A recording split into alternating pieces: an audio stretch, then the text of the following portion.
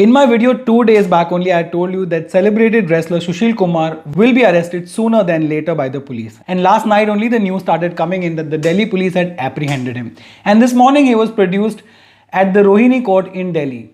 And what happened in court was not more about proving that whether Sushil Kumar had committed the murder of Sagar Rana or not, but the whole proceeding was about reducing the number of custody that Sushil Kumar would get with the police. And a lot of other things happened that made me wonder कि ये जो हम कहते हैं ना हमेशा it happens only in India, ये सही है या गलत. Now after knowing what happened in the court, you decide for yourself. So basically in the morning when Sushil Kumar was arrested and produced in the court, the police prosecution asked for 12 days of custody for him, saying that Sushil Kumar had gone to various states, while he was away and he was absconding. So they need this kind of time because of the COVID protocol also. They need to take him to all these states that he had been to.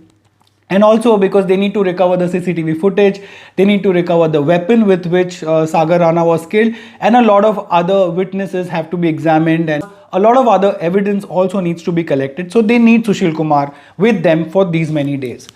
But Sushil Kumar's lawyer said that no, they don't need so much time. They can do with much less time. And after the entire proceeding was over, the judge also agreed and said that yeah, you don't need to have 12 days of Sushil Kumar. आप 6 दिन में काम चला लो. And now the police has 6 days of Sushil Kumar's custody and they need to do whatever interrogation and investigation they want to in those days. Unless of course आगे चलकर अगर उनकी custody बढ़ा दी जाती है तो बात अलग है. लेकिन कोर्ट में और भी कुछ बहुत सारी चीज़ें हुई which were quite baffling.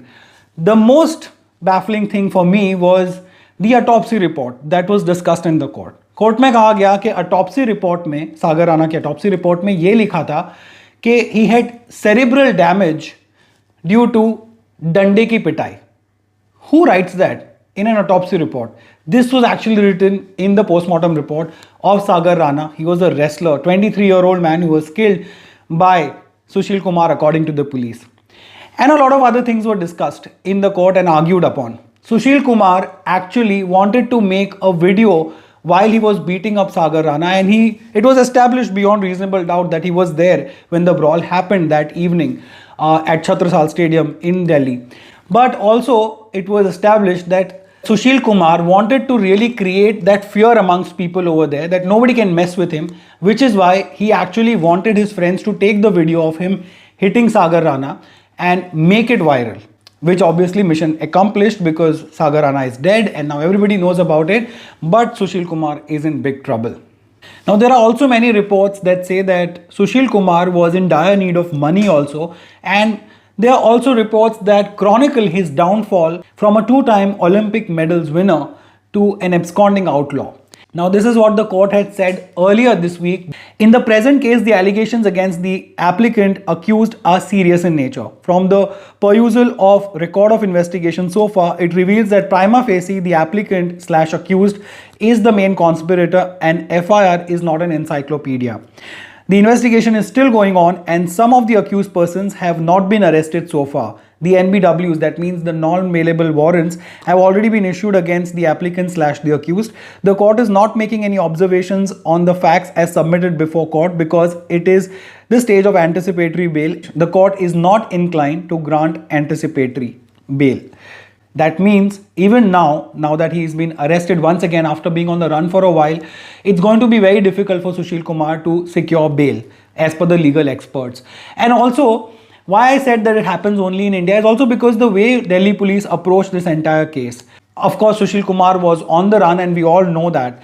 And Delhi police said that he switched off his mobile phone and he would only switch it on, switch it off for a while and only make calls through WhatsApp. And the Delhi police also on record went to say that he is a professional in this manner, in this case.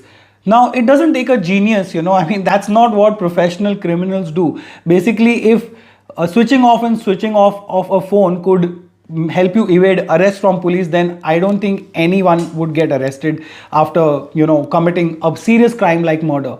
But Sushil Kumar was indeed absconding for such a long time, almost like 10 days, at least a week, despite being a face that was known to millions. And finally, now that he has been arrested, there are serious charges on him. Let me tell you, there is an FIR and the charges on him are 302, which is punishment for murder, section 308, which is attempt to commit culpable homicide, 365, 325, 323, 341, 506, 188, 269, 34 and 120B of IPC, along with sections 25, 54 and 59 of the Arms Act.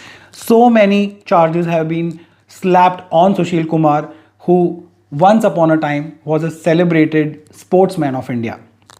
Of course, Sushil Kumar's lawyers have said that he is being falsely implicated in this state and that the danda did not belong to him, and the car that is being seen in the CCTV footage is also not his. And of course, they are trying to build a defense which, according to the legal experts, looks very weak at this point in time, because the life that was lost was of also one of the up and coming sportsmen of India, and his name was Sagar Rana. He was only 23 years old and he was training at the Chhatrasal Stadium. He was trying to build his career and he could have become like Sushil Kumar, an Olympic medalist, had he got the chance. But of course, his life was snuffed away and he was so badly assaulted with a danda that he died.